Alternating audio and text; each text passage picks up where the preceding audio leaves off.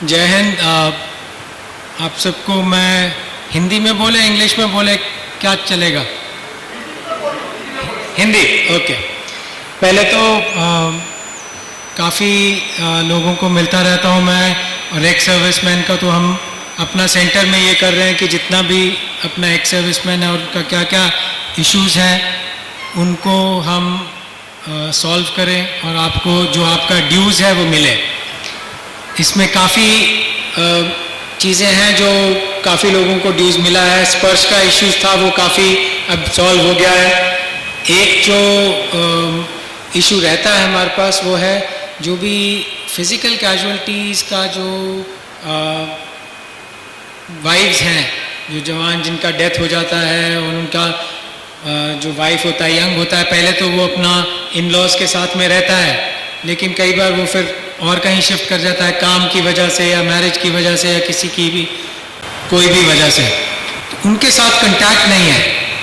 और उनका जो बच्चा लोग है उनके लिए एक चिल्ड्रन एजुकेशन अलाउंस होता है, वो मिलना चाहिए उनको, वो क्लेम नहीं करता। फिर उनका बच्ची का अगर शादी होता है तो उसके लिए 1 लाख रुपीज़ होता है, वो नहीं क्लेम करता। तो ऐसा कई सारा क्लेम जो है वो पेंडिंग है। तो आप लोगों से यही रिक्वेस्ट रहेगा कि अगर आपका आसपास में ऐसा कोई लेडी है तो हमारे को बताना, या जो भी सेंटर का है हम उनको बता देंगे ताकि उनका ड्यू मिले। और एक प्रॉब्लम है, क्योंकि अटेंड करते रहते हैं रैलिंग, वहाँ आता है ECHS का कि साहब ECHS में जैसे कन्नूर में गया था तो वो बोलते कि साहब यहाँ 1-2 ही हॉस्पिटल एंड पैनल है, जो अभी वो हमारे हाथ में नहीं है, पर वो पॉइंट्स जो हैं आगे सब एरिया को उनका GOC साहब को मालूम है, उनको बताया भी है। और आज ही मेरे पास भी व्हाट्सएप आया है, धीरे धीरे आप लोगों के पास भी आ जाएगा। ECHS का एक बड़ा कोई एप्लीकेशन एक अफसर है ECHS के एयरफोर्स के जो बैंगलोर में काम करते हैं, उन्होंने बनाया है, जिससे कि आप अपने मोबाइल पे ही देख सकते हैं क्या मेडिकेशन अवेलेबल है क्या नहीं है। तो वो भी अभी धीरे धीरे लॉन्च हो जाएगा, और उनका नंबर भी है। तो उसमें प्रॉब्लम ये आता है कि ECHS में हॉस्पिटल पैनल नहीं होता है। क्यों? क्योंकि उनको जो गवर्नमेंट ECHS से पैसा मिलता है वो कम होता है, जाके उनको सिविल में ज़्यादा पैसा मिलता है। तो ये इशू है जिसको कि रिजॉल्व कर रहे हैं।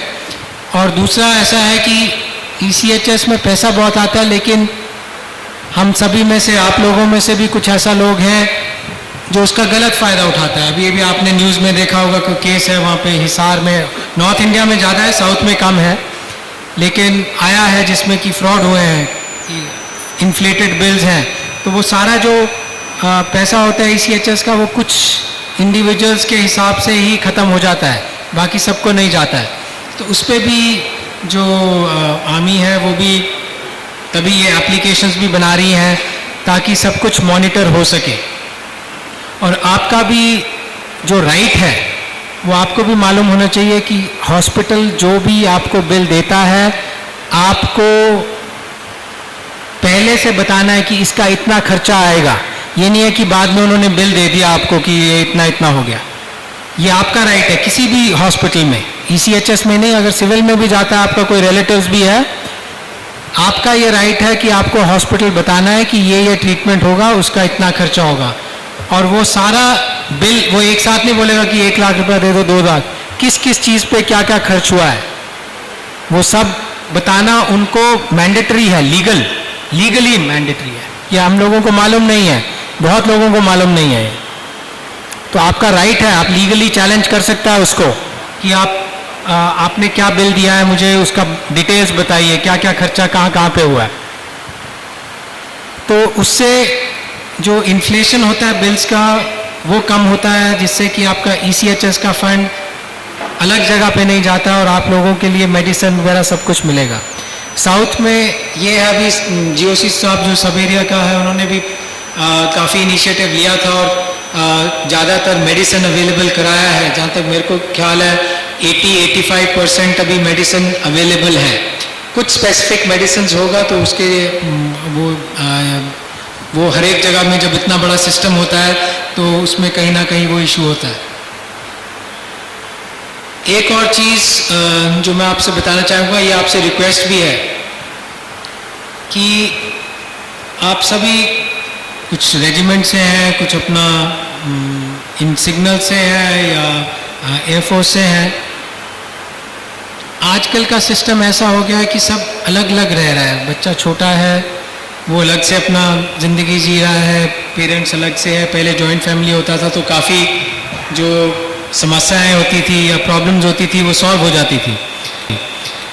अभी ये बच्चा लोग अब कहीं सुसाइड कर लेता है क्योंकि उनको गाइडेंस नहीं मिलता है, वो किसी से बात नहीं करना चाहता है क्योंकि आप डिजिटली इतना सोचता है कि मेरे बहुत सारे फ्रेंड्स हैं, पर एक्चुअल फ्रेंड नहीं होता है। जब तक आप एक दूसरे से फिजिकली मिलते नहीं हैं और बैठते नहीं हैं और बात नहीं करता है, तब तक वो ट्रस्ट नहीं आता है। आपका ऑनलाइन लाखों फ्रेंड्स होगा लेकिन टाइम पे आपका कोई मदद नहीं करेगा। तो इसलिए रेजिमेंट जो है आपका, उसका बॉन्ड रखना, जब रिटायर भी हो गया तब भी सब रेजिमेंट्स का ग्रुप्स होता है, उसमें एक दूसरे से मिलना, एक दूसरे से मुलाकात करना, गेट टुगेदर्स करना, कुछ भी किसी भी फंक्शन पे, उससे आपको पता भी लगता रहता है और किसी दूसरे का प्रॉब्लम से भी पता लगता है।